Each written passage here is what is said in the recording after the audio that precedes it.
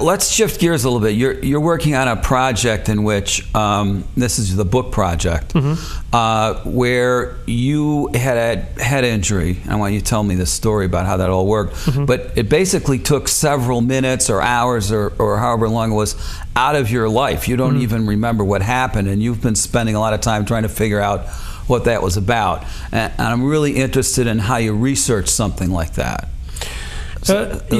It's definitely. What's the story? The story is in 1995, I was a publisher of a sports magazine in the Capital District, and I had to interview a hockey player at it was the Pepsi at the time, I believe, and he had family in from town, so I didn't get the story till probably 11 o'clock at night.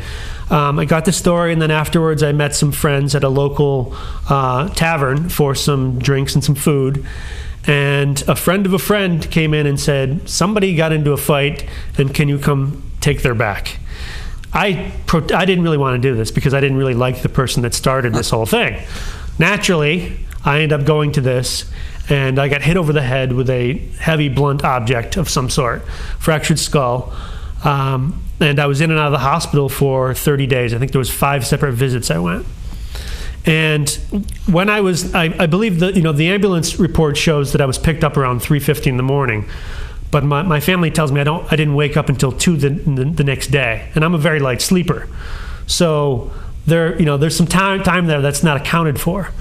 So basically, I've kind of journaled about this over the years and thought about this and thought about who I am in the context of this, or how this situation kind of explains who I am, maybe. And I started by getting medical records, and most recently I was approved to have neuropsychological testing done to find out if there is if there's truly a physiological component to some of my behaviors. Well, do you suspect that there is? My wife does. Well, I always suspect that. I was crazy before it happened, so I'm not sure, but it'd be interesting to find out.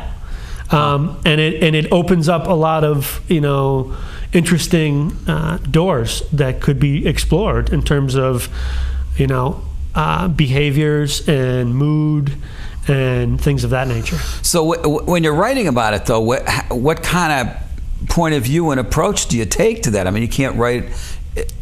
How are you writing that? Like a straight factual report from reports you've gotten, or do you create a voice for the character who, you are the character, right? Sure, absolutely, yeah. So how do you deal with that? Because it's a book-length project, or certainly. Absolutely. So how are you going to maintain a certain amount of tension in the writing so the reader really keeps going with it? Sure. Well, there's 3 narrative strands that I would kind of point to, I guess.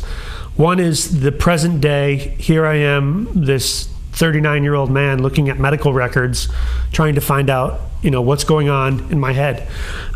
So that's kind of like the present day driving narrative strand. There's also the time of the incident itself, kind of, which is a reflective piece of, this is 1995, this is what Albany was like then, this is who I was then, which is kind of a retrospective piece. But there's also a portion of the story that is the male role models that I had in life, which, that kind of gets into the whole, memoir, early lifetime experiences that basically kind of shaped me for better or for worse into who I became, that led me to go to an altercation that I had no business being at. So there's a lot that's here. There's some gender, there's some identity stuff, there's machismo, there's a lot of stuff there. So do you think there's a lot of people who would have done what you did? You mean about the fight? Yeah. Well, no, it's intriguing to me, just like it must be for you. I mean, here you are, you're trying to figure out, why did you go out and get hit in the head? I mean, you're absolutely right. I mean, a lot of people wouldn't have done that. In fact, the mere fact that they came looking for you to go out and break up a fight or to go out and help somebody says something too. I think maybe a lot of men have this, but I'm not sure. I can't speak for everyone, but I think the impetus was at the time, and I'm sure, I guess I haven't lost it all entirely, is the idea of fight or flight. And how, as a man, maybe I felt, not going to that situation somehow made me a coward. And that gets kind of to the role models that I had. Who are you if you can't, defend yourself? Not that I was defending myself, but, if, when called to, do heroic deeds or be the man, how are you going to react? I could have said, you know what, this guy's a jerk and he deserved it. But, the little voice in my head that said, hey, you're a tough guy. Go on out there and take care of business. Right into the valley with a 600 and die. Right. Yeah. 6 shooters blazing. Right. We'll get them. Mm-hmm. Is that factor still driving this project? I mean, have you sort of redefined who the man is? I mean, now you don't go out and get hit in the head, but now you're going to write a book. Sure. Yeah. Well, I mean, you can never totally, kind of lose parts of yourself. There's still a part of me that has aggression. For example, I've been involved in academic work for a while now, and someone tried to hand me a New York Times yesterday, and I said, I've read enough recently where I needed to just do some yard work for a while, exercise, go hiking. There's a physical piece that kind of needs to be addressed to kind of keep it all in balance for me. Otherwise, I get all out of whack. I kind of become this kind of overwhelmed by academia or literature or something like that. Yeah, people in academia tend to be out of whack, right? I mean, okay. We'll leave that alone. What kinds of experiences in your life have helped you to be a writer?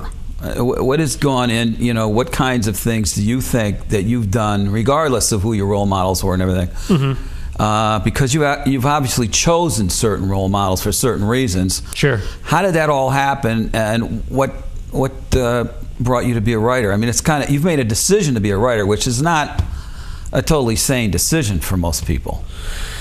Well, I shouldn't say sane, I'm just reasonable. I mean, I have the good fortune of having a wife who totally respects and supports what I want to do. And that right there has enabled me to kind of ratchet up this whole experience. But I kind of, go back to a time when I was a young man, and a friend of mine said, hey, I'm moving to London in 2 weeks. I got to know if you're coming with me. And I said, I'm in. And I went there with just a couple $100 and worked in a pub. And, it seems a lot of the gambles I've taken have paid off, but there's a few that haven't. And maybe that's what I'm writing about, is in some ways, the gambles that haven't paid off in some ways.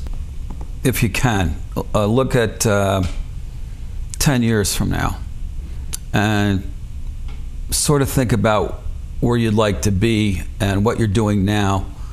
How does that affect where you'd like to be in 10 years? I guess right now I'm, really trying to work the language and really kind of put together a good product, both in my blog and the memoir that we spoke about.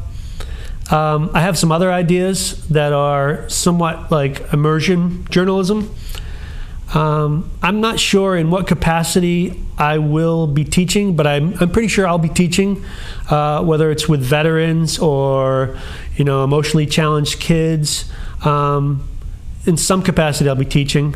Hopefully, I will have, maybe taken a few book tours at that point. I'll understand that side of the business a little bit better. It's possible that the blogging will take off in and of itself and be its own thing. But I'd like to think that, I will try different things as well.